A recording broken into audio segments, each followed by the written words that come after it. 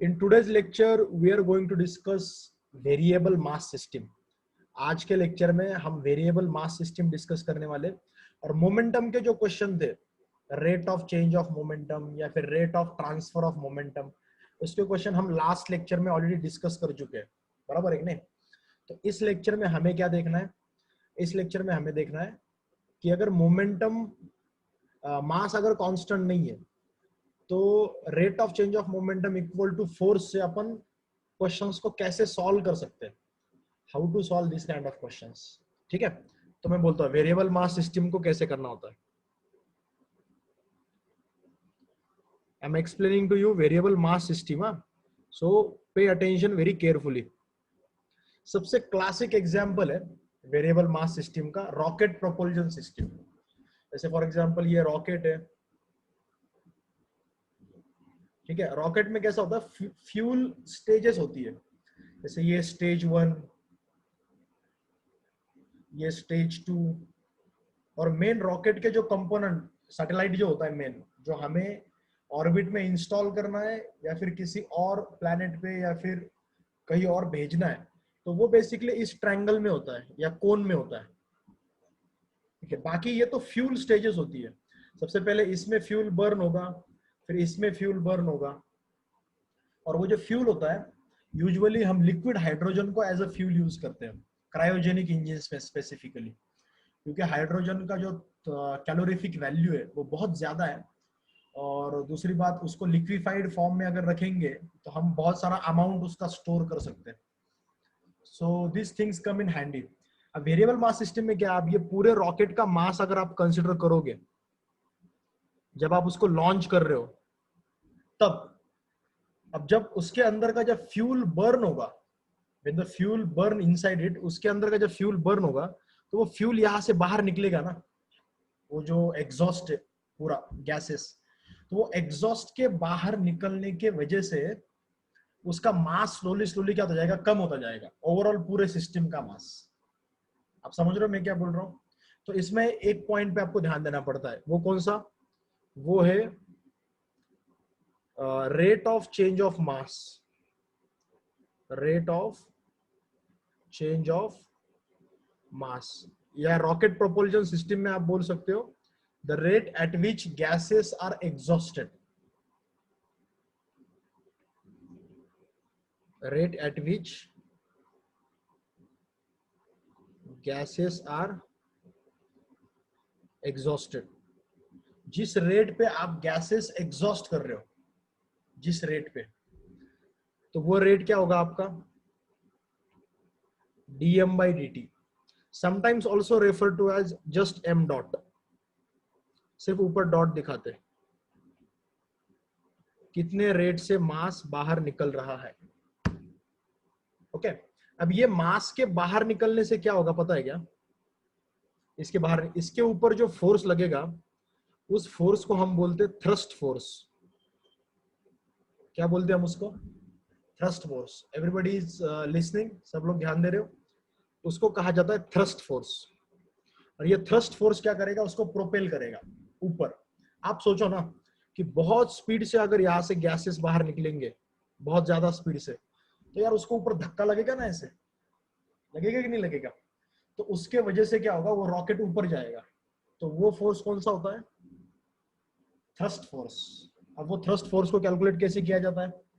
That thrust force is calculated as -VR into dm/dt minus. अब यहाँ पे VR क्या है? VR is the relative speed at which gases are exhausted. जिस relative speed पे gases exhaust हो रहे हैं, तो ये कितने स्पीड से बाहर निकल रहे हैं? VR। तो ये आपका थ्रस्ट फोर्स होता है। Always remember this, this is your thrust force. Okay, अब ये VR के अपोजिट होता है, इसलिए यहाँ पे माइनस है, देखो। तो VR डाउनवर्ड है तो थ्रस्ट फोर्स अपवर्ड लगेगा। अच्छा, सबसे पहले मुझे बताओ ये चीज समझ में आया क्या है कि इसमें कहीं पे दिक्कत है? Because unless you understand this I can not move forward. तो पहले बताओ मेरे को ये समझा कि नहीं समझा? Everybody speak up. मैं यहाँ पे आपको अलाउ करता हूँ अनम्यूट करने के लिए। ओके चलो, इतना समझा? समझा तो इसको लिख भी दो। किसकी आवाज आ रही थी अभी? श्रुति?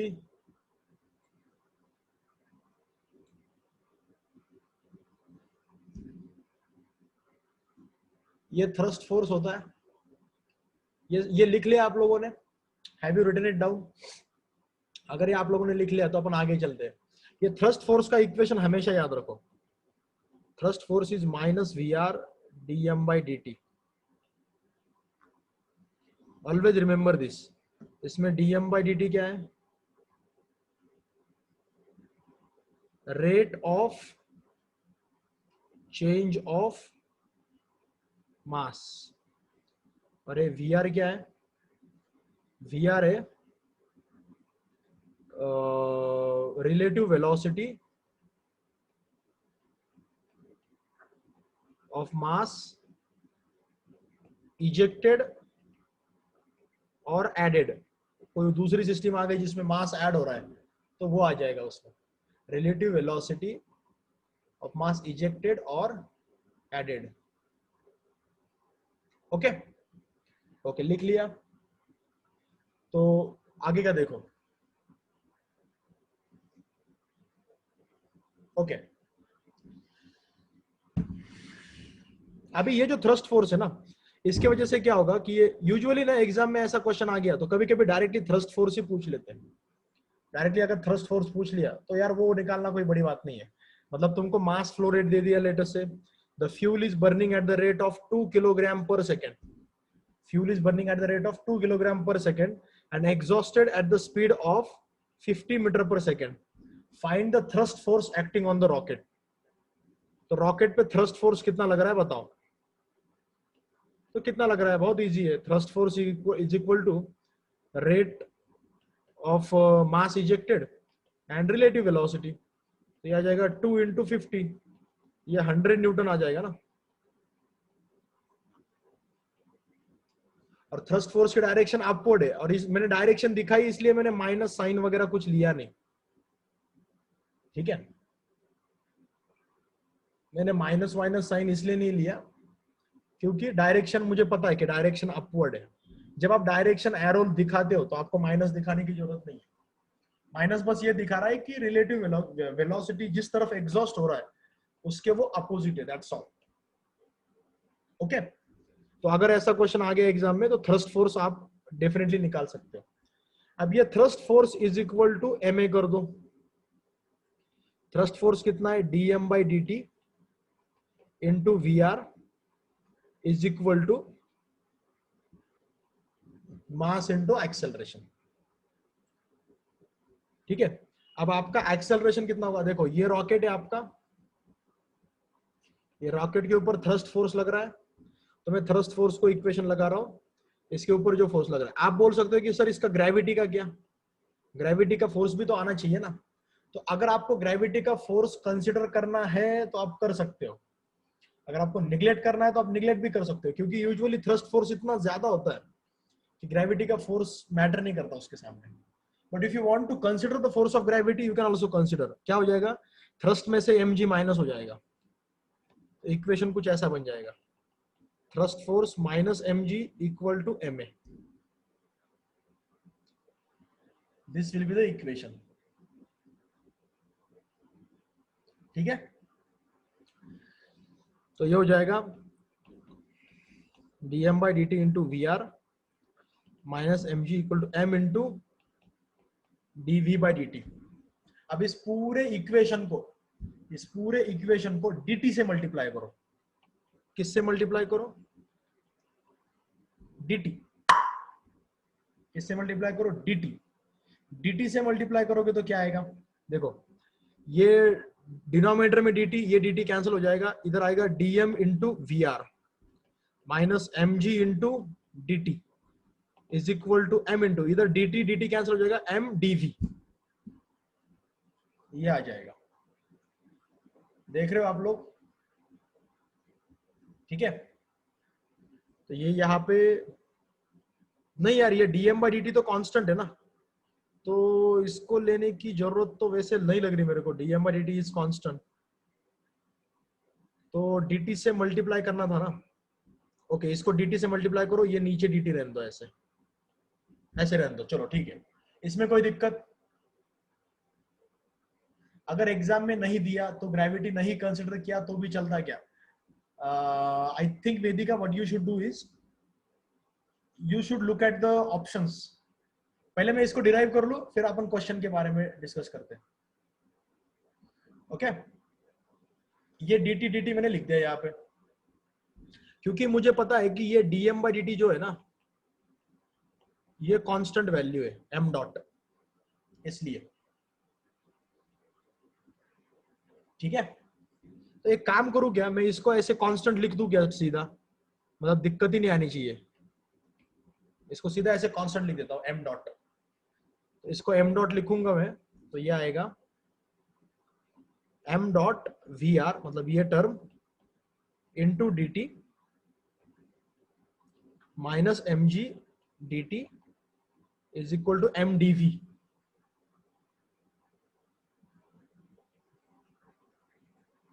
अब इसमें क्या है कि इसमें अभी इंटीग्रेशन करना पड़ेगा अपन लोगों को, we will have to do integration, अपने को इंटीग्रेशन करना पड़ेगा इसमें।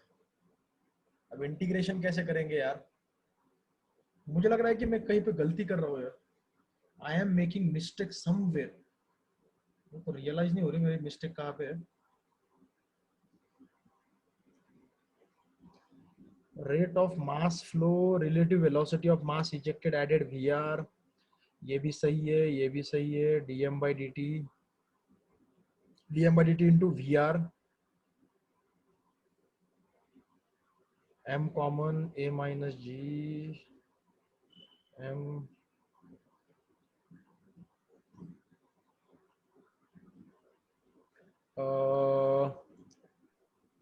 डू यू पीपल रियलाइज कि कहीं पे मिस्टेक हो रही है, तो कहाँ पे एग्जैक्टली मिस्टेक, मेरे को सर क्लिक नहीं हो रहा यार।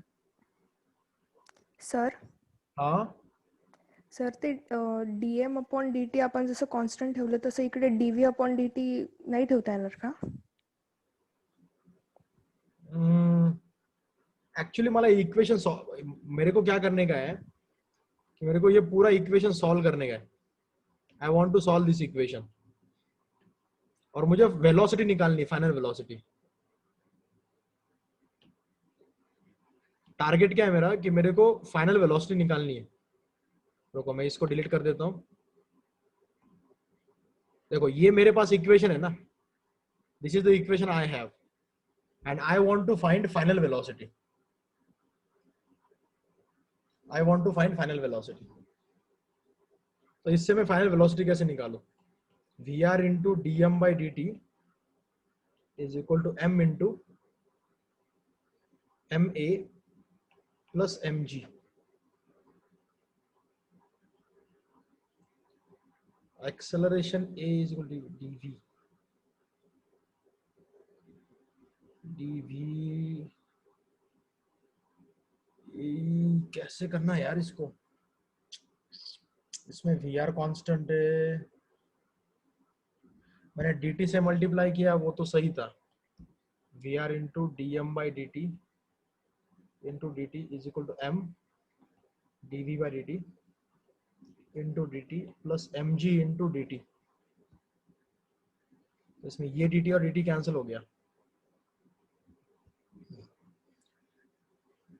हाँ करेक्ट कर रहा हूं मैं, मुझे बस मास इधर भेजना चाहिए था। ये देखो बच्चों, क्लियर क्लियर है, करेक्ट है, कुछ गलत नहीं था। ये जो है dm by dt, ये क्या है, m dot. Okay now I get it, minor सा पॉइंट था। देखो मैंने dt से मल्टीप्लाई किया इस पूरे इक्वेशन को, मल्टीप्लाइड बाय dt, सॉल्व करने की स्टेप है बस। तो ये dm by dt क्या है, m डॉट, वो कांस्टेंट है, ये vr है, ये dt, ठीक है। यहाँ पे dt, ये ma को मैंने क्या लिखा, m into dv by dt, और dt कैंसिल हो गया, ये आ गया m dv plus m g dt। तुमको बस क्या करने का, इसमें से m और m कॉमन लेके इधर भेजने का है, लेकिन फिर भी क्या हो जाएगा,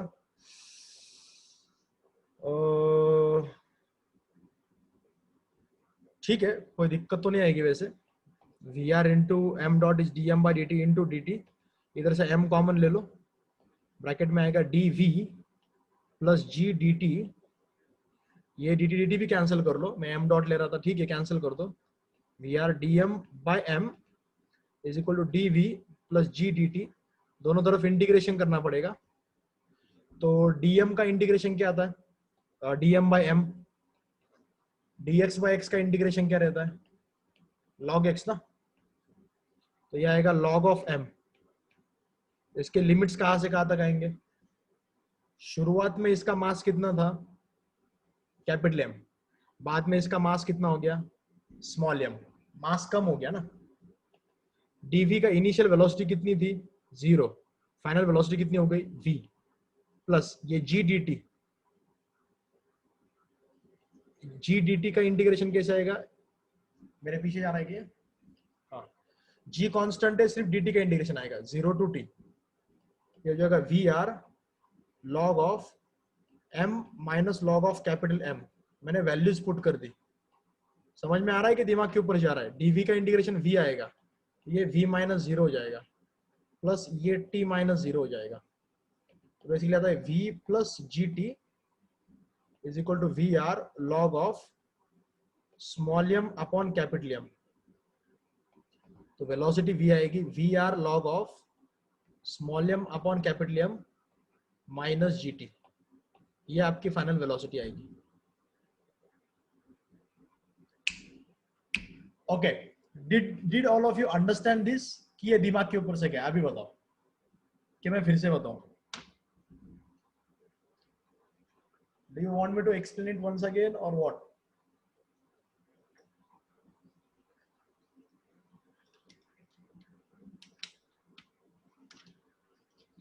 अगर मैं ग्रेविटी कंसीडर नहीं करता ना, तो बिना ग्रेविटी के तो क्या हो जाता, ये 0 आ जाता बिना ग्रेविटी के, तो बस इतना ही टर्म आता फिर।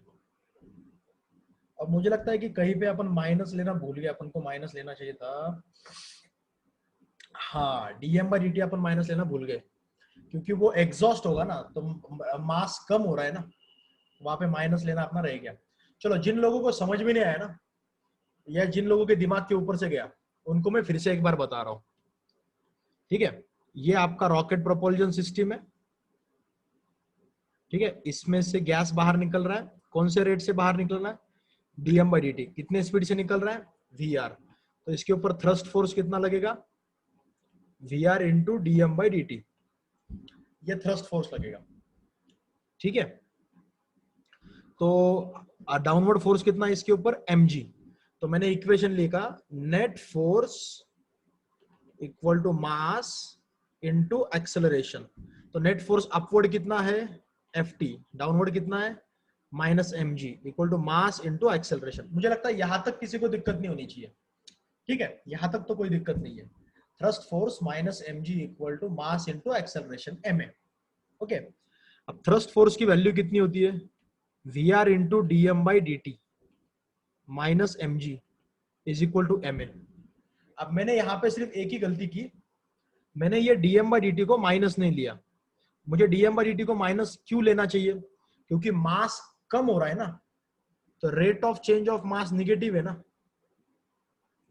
Rate of change of mass dm by dt है, और रेट ऑफ चेंज ऑफ मास क्या होना चाहिए, निगेटिव होना चाहिए, क्योंकि मास कम हो रहा है, तो मुझे यहाँ पे इसको माइनस लेना चाहिए था, जो कि मैंने लिया नहीं, ठीक है। That was the only mistake, बाकी सब सही है। अब मुझे लगता है यहां तक सबको समझ में आ गया कि ये बताओ मेरे को, न्यूटन के लॉ से ही लिखा है मैंने, ओके, यहां तक सब समझ में आ गया, ओके चलो बहुत अच्छे, तो मैं यहां से आगे जा सकता हूं। अब मैंने क्या किया, मैं इस mg को राइट साइड में लेके गया, मैं mg को राइट साइड में लेके जाऊंगा, minus V R dm by dt, तो माइनस mg उधर जाके प्लस mg होगा, ma प्लस mg, ठीक है। फिर मैंने क्या किया, एक्सेलरेशन को मैंने dv बाई dt लिखा, ठीक है। तो ये मेरा एक्सप्रेशन आ गया। और जैसे कि मैंने कहा था कि मैंने पूरे एक्सप्रेशन को दोनों तरफ dt से मल्टीप्लाई किया। ये बताओ ये समझ में आया क्या? पूरे एक्सप्रेशन को लेफ्ट साइड में भी और राइट साइड में भी आई multiplied it by dt। dt is the small time interval. ठीक है, फिर मैंने dt से मल्टीप्लाई करने के बाद क्या होगा? ये dt इसको भी मल्टीप्लाई होगा, ये dt इसको भी मल्टीप्लाई होगा, ये dt इसको भी मल्टीप्लाई होगा, तीनों को मल्टीप्लाई होगा। तीनों को तो ये क्या होगा? Minus V R D M is equal to M D V, क्योंकि dt dt cancel, dt dt cancel, और ये आएगा एम जी dt। ये समझ में आया? dt लेफ्ट में भी क्या मल्टीप्लाई किया, राइट में भी। अभी मैंने क्या किया, यहां से m कॉमन ले लिया, तो ब्रैकेट में बचा dv प्लस जी dt, और ये m को मैं इधर डिवीजन में लेके आ गया। m को किधर लेके आया? इधर डिवीजन में। मैं डिवीजन में लेके आऊंगा, क्या होगा? Minus V R D M by M is equal to dv plus G dt। Okay, समझ में आ रहा है? ओके, यहां तक कोई दिक्कत नहीं। फिर मैंने दोनों तरफ इंटीग्रेशन किया, तो इधर भी इंटीग्रेशन किया, इधर भी इंटीग्रेशन किया, इधर भी इंटीग्रेशन किया। अब यहाँ का इंटीग्रेशन क्या होगा? शुरुआत में मास कितना था? Total mass capital M।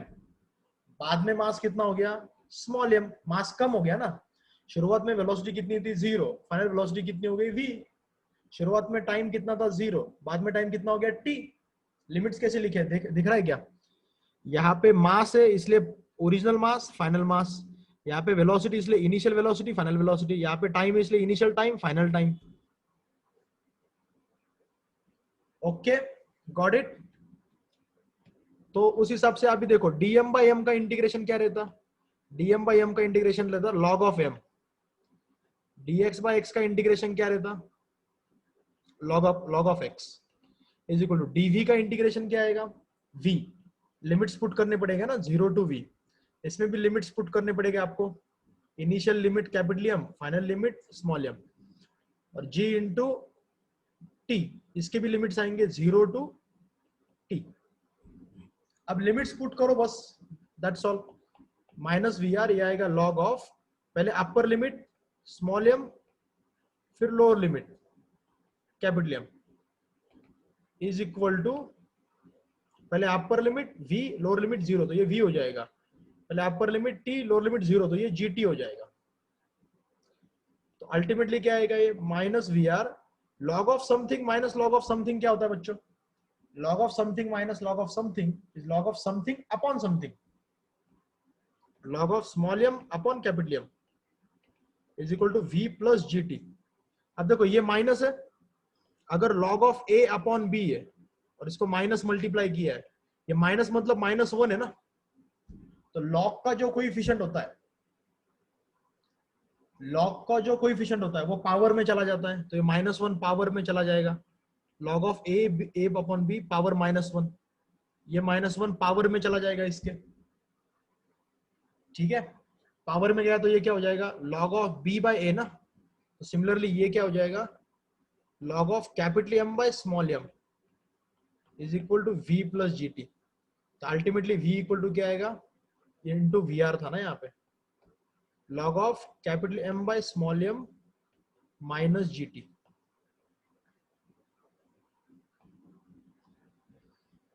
So velocity of rocket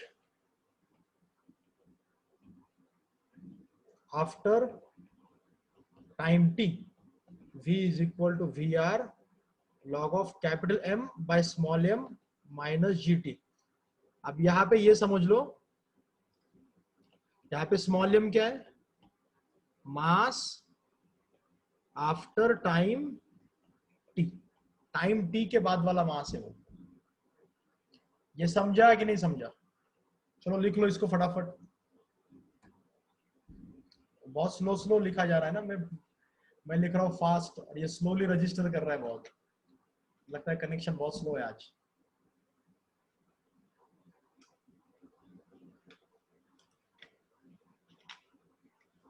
देखो अब मैंने बिल्कुल स्टेप बाय स्टेप समझाया, मुझे लगता है अब आपको समझ में आ गया होगा। ये होता है रॉकेट प्रोपल्शन सिस्टम का इक्वेशन। अगर ग्रेविटी निगलेक्ट करोगे तो फिर ग्रेविटी का जी नहीं आएगा उसमें। सिर्फ ये पार्ट नहीं आएगा, दैट्स ऑल, बाकी सब ठीक है।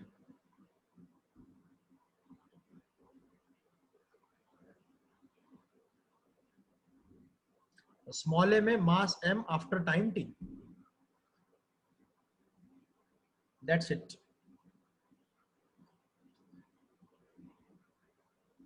तो हमेशा याद रखो थ्रस्ट फोर्स की वैल्यू होती है VR into dm by dt। Thrust force की डायरेक्शन तो आप अपने फील से भी निकाल सकते हो, अगर इधर फ्लो नहीं आ रहा तो थ्रस्ट फोर्स इधर लगेगा, right.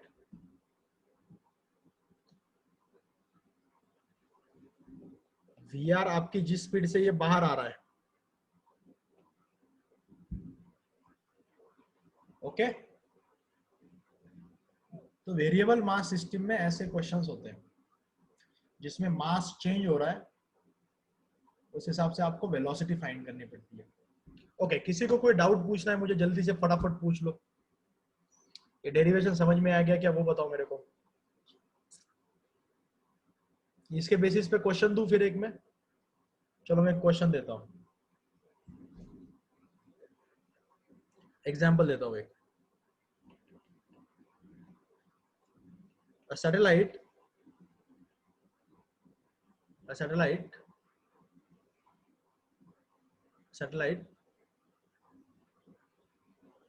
carries a satellite carries fuel 9 times the weight, 9 times its own weight.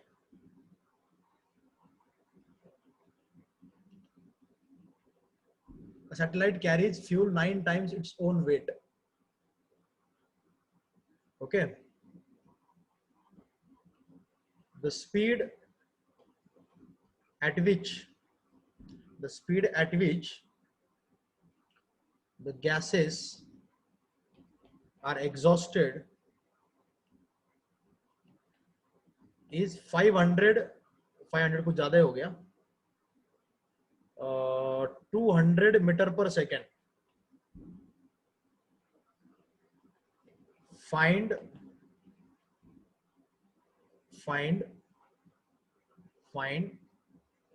the maximum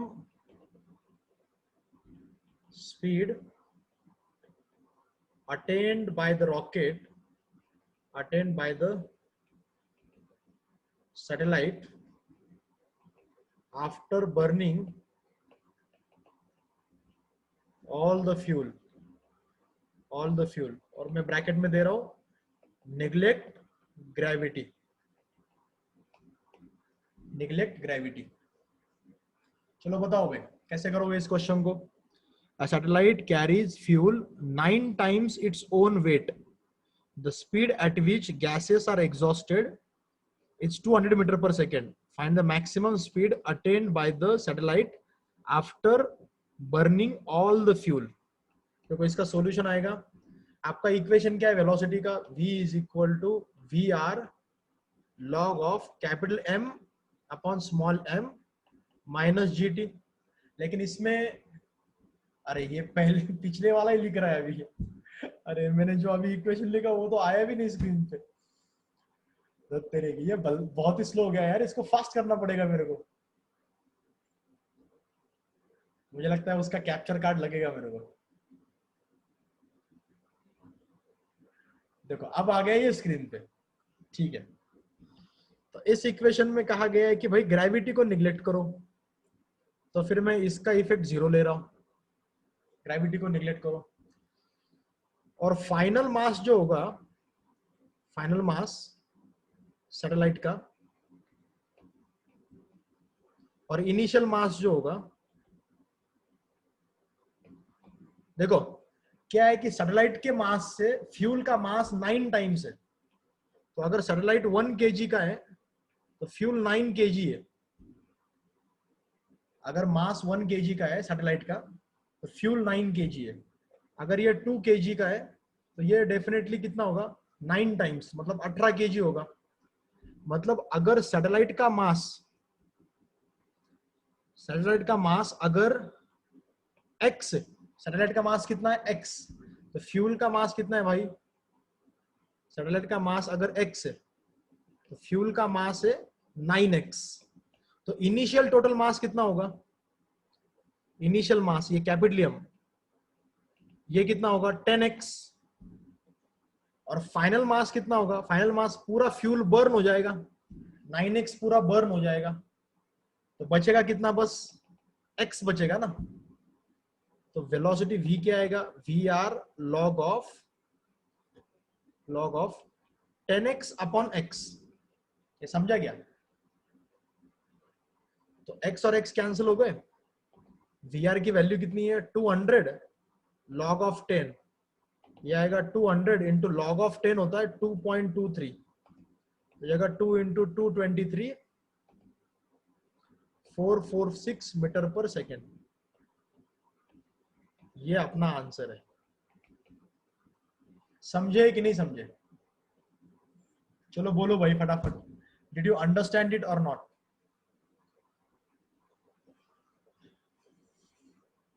ऐसा एक और क्वेश्चन दूं मैं, let me give you one more example. Hardly आपको ऐसा कोई क्वेश्चन मिलेगा शायद, क्योंकि मैं अपने मन से ही क्वेश्चन दे रहा हूं अभी। देखो ये क्वेश्चन है, ए रॉकेट is burning fuel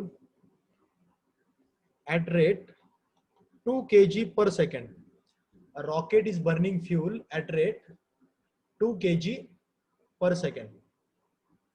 एक रॉकेट है, उसमें फ्यूल बर्न हो रहा है, कितने रेट पे फ्यूल बर्न हो रहा है 2 kg पर सेकेंड, 2 kg पर सेकेंड पे फ्यूल बर्न हो रहा है।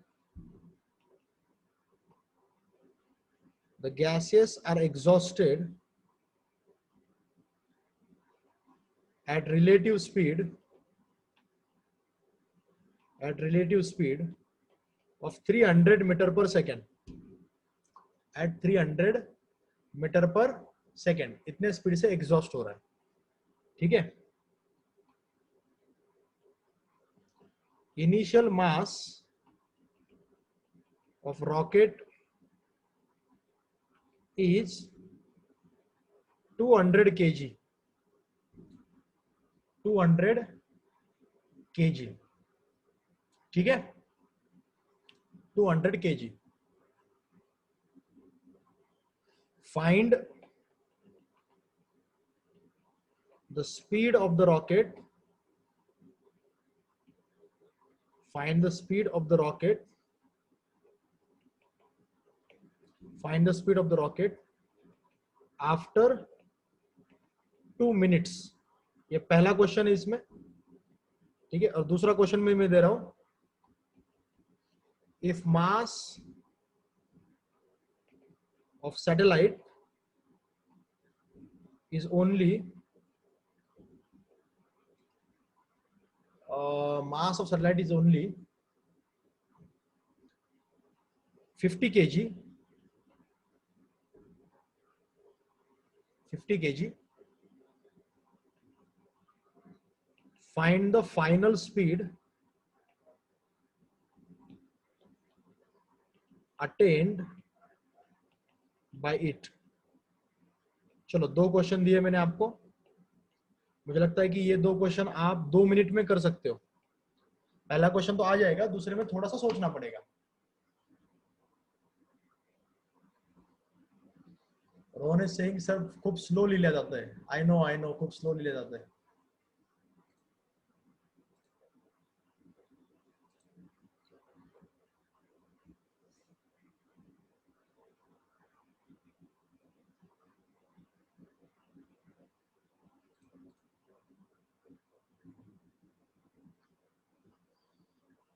Rocket is burning fuel at rate 2 kg per second.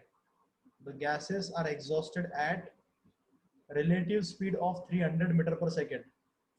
Initial mass of rocket is 200 kg. Find the speed of the rocket after 2 minutes. If mass, gravity consider करनी है, you have to consider the gravity. if mass of satellite is only 50 kg, find final speed attained by it.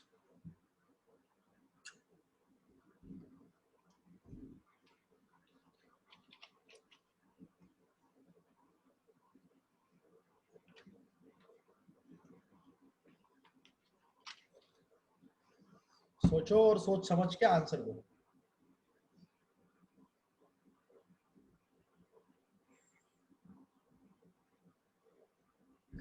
देखो इसमें क्या होगा,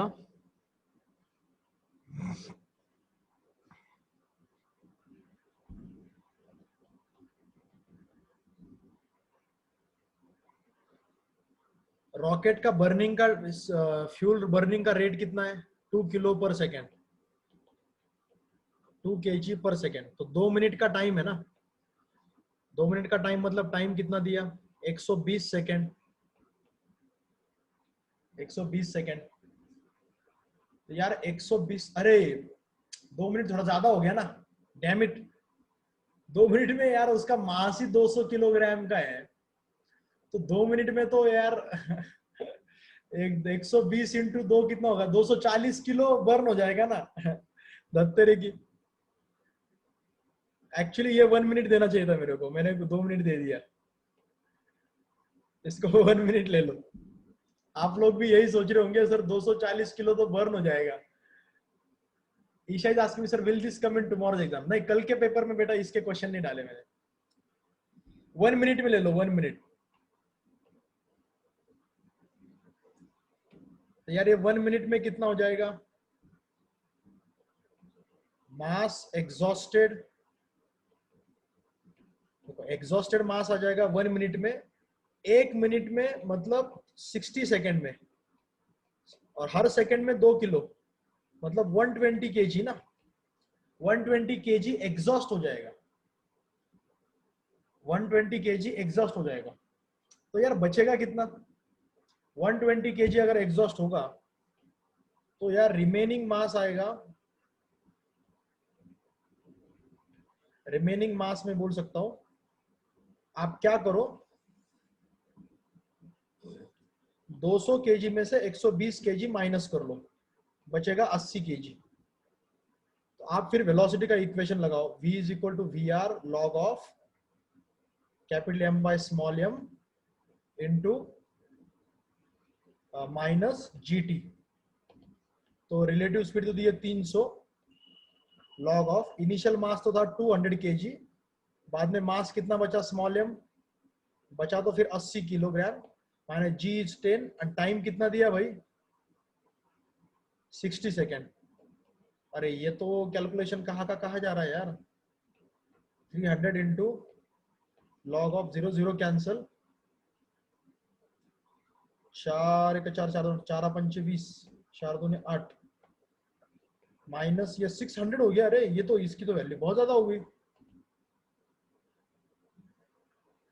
तो ये हो जाएगा 300 log of 2.5 minus 600, log of 2 0.7 के आसपास होता है, तो ये यार ये 0.7 0.8 के आसपास आएगा।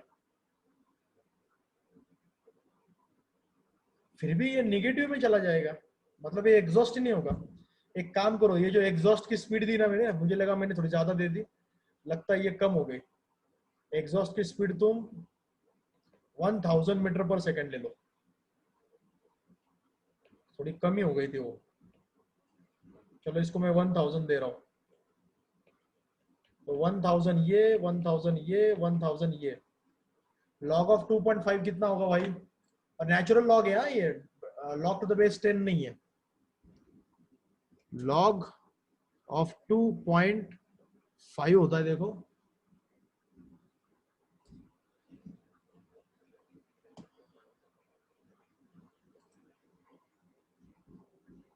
नेचुरल लॉग चाहिए अपने को, नेचुरल लॉग।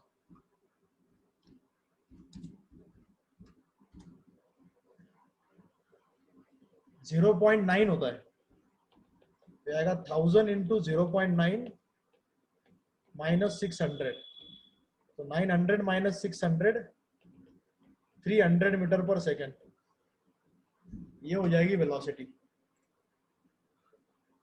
ऑब्वियसली एग्जाम में अगर ऐसा क्वेश्चन आ गया तो आपको log ऑफ 2.5 की वैल्यू दे देंगे, नेचुरल लॉग है।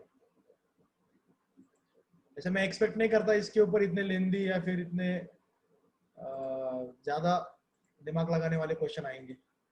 सिंपल क्वेश्चन है वैसे ये। अंडरस्टूड। अब इसमें दूसरा क्वेश्चन क्या था भाई, फाइनल मास 50 केजी का है। यार फाइनल मास 50 केजी का है तो फिर वेलोसिटी कितनी आएगी, log of capital M upon small M minus G T. VR मैंने कितना किया बाद में रिवाइज करके 1000, लॉग ऑफ फाइनल मास कितना है 50, इनिशियल मास कितना था, इनिशियल मास 200 था, जी 10, और टाइम कितना लगेगा 50 किलो होने के लिए, 50 किलो होने के लिए टाइम 150 किलो कम होना पड़ेगा। 150 किलो कम होने के लिए रेट कितना है, हर सेकंड 2, तो ये हो जाएगा 75 सेकंड लगेंगे उसके लिए, तो यहाँ पे 75 आएगा। तो ये आ जाएगा 1000 into log of 4 minus 750। Log of 4 होता है अप्रोक्सीमेटली 1.4, तो ये 1400 माइनस 750, तो अप्रोक्सीमेटली हो जाएगा 250 एंड 400 650। सैटेलाइट की ये फाइनल वेलोसिटी होगी और वो 75 सेकंड में लॉन्च हो जाएगा, क्योंकि 50 किलो का सैटेलाइट है। 200 किलो में से 50 किलो तब बचेगा ना जब 150 किलो बर्न हो जाएगा। 150 किलो हर सेकंड में 2 किलो बर्न हो रहा है, तो 150 किलो बर्न होने के लिए 75 सेकंड्स लगेंगे। उस हिसाब से ये आ गया 75 सेकंड्स, ये आ गया ये, और इससे आ गया ये। अंडरस्टूड। तो ये हो गया रॉकेट प्रोपल्जन सिस्टम।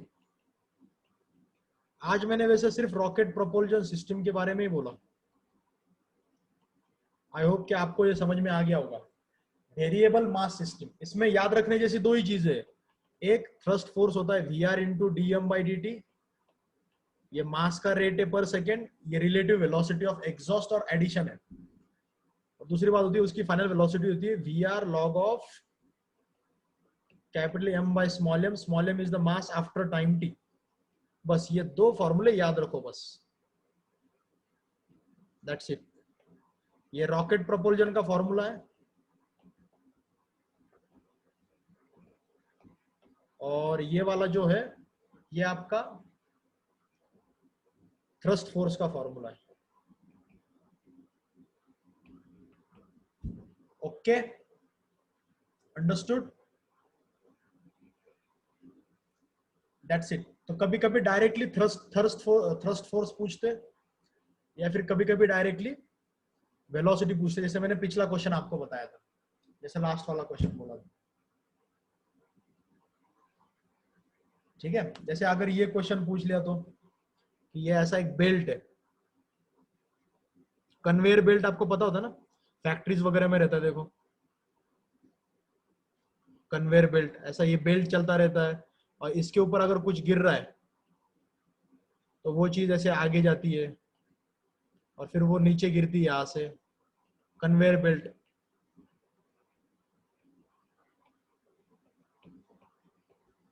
तो कन्वेयर बेल्ट जो है, अब उसके ऊपर कुछ मास गिरा रहे हो आप, लेट अस से ये मास गिर रहा है 3 किलोग्राम पर सेकेंड। कितना मास गिर रहा है, 3 किलोग्राम पर सेकेंड। और ये बेल्ट की जो वेलोसिटी है, ये वेलोसिटी है 2 metre per second. 2 metre per second में थोड़ा ज्यादा हो गया, 5.5 metre per second. So what is the force with which the belt should be pulled. तो बेल्ट को कितने स्पीड से खींचना पड़ेगा, बेल्ट को खींचने के लिए फोर्स की कितनी जरूरत पड़ेगी, ऐसा क्वेश्चन आ गया। कन्वेयर बेल्ट आपको पता है ना, तो बेल्ट को खींचना पड़ता है ना, ये ऐसे गोल घूमेगा और फिर बेल्ट इसके ऊपर जो सामान है,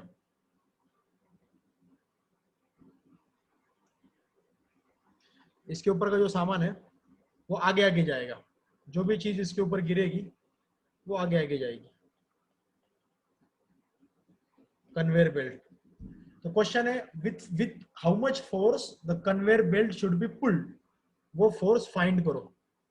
अब वो जो फोर्स होगा वो इसका थ्रस्ट फोर्स ही होगा ना, क्योंकि आप इसको इसके ऊपर गिरा रहे हो, तो वो थ्रस्ट फोर्स कितना आएगा, V R into D M by D T. आप कितना मास गिरा रहे हो per second, 3 kilogram, 3 kilogram per second. और कितना स्पीड चाहिए आपको बेल्ट का, 0.5 ना, 0.5 मीटर पर सेकेंड। तो 0.5 इंटू 3 कितना आएगा, 1.5। तो 1.5 न्यूटन का थ्रस्ट फोर्स लगेगा, उतना आपको लग जाएगा। अगर इसकी स्पीड थोड़ी ज्यादा होती तो थ्रस्ट फोर्स भी ज्यादा लगता। तो इस तरीके के क्वेश्चंस रहते हैं। तो क्या आप ऐसे क्वेश्चन कर पाओगे? ऐसा क्वेश्चन, अगर ऐसा क्वेश्चन आ गया तो देखो, एक ऐसी कार्ट है और इसमें there is a lot of sand inside it. इसके अंदर क्या है, मिट्टी है। और ये कार्ट ऐसे चल रही है, तो इसमें से मिट्टी नीचे गिर रही है, ठीक है। और इसकी वेलोसिटी v है, मिट्टी नीचे गिर रही है। और ऑप्शन आपको ऐसे दे दिए, its speed v will, option दिए आपको, मिट्टी गिरने से speed v will increase, decrease, c remains constant, या फिर d sometimes increase sometimes decrease, sometimes increase sometimes decrease. अब इसका क्या आंसर आएगा बताओ मेरे को, चलो बताओ जल्दी फटाफट। देखो मैक्सिमम लोगों ने सही आंसर दिया, सी आंसर आएगा। क्या रहेगा, रिमेन्स कांस्टेंट, क्योंकि यहाँ पे थ्रस्ट फोर्स आएगा ही नहीं ना। थ्रस्ट फोर्स क्या होता है, V R into D M by D T. तो यार D M by D T जो है वो तो है, यहाँ पे मास गिर रहा है, यहाँ पे मास गिर रहा है, लेकिन इसकी रिलेटिव वेलोसिटी तो जीरो है ना, वो जीरो वेलोसिटी से गिर रहा है ना नीचे। It is just falling down. वो एग्जॉस्ट हो रहा है क्या, उसको आप फेंक रहे हो क्या, नहीं, it is just falling down. इसका मतलब इसकी रिलेटिव वेलोसिटी जीरो है। The mass that is falling has relative velocity zero, that's why its velocity will remain, क्योंकि कोई थ्रस्ट फोर्स नहीं लगेगा, तो वेलोसिटी कांस्टेंट रहेगी। आप लोगों ने इतने फटाफट आंसर कैसे दे दिया? अच्छा, वेदिका का बोलना है कि सर दूसरा रीजन ये है कि मास निग्लिजिबल है। नहीं, निग्लिजिबल मास ये रीजन नहीं है उसका। उसका रीजन यही है कि relative velocity at which mass is exhausted और thrown out is zero. Relative velocity of outgoing mass is zero.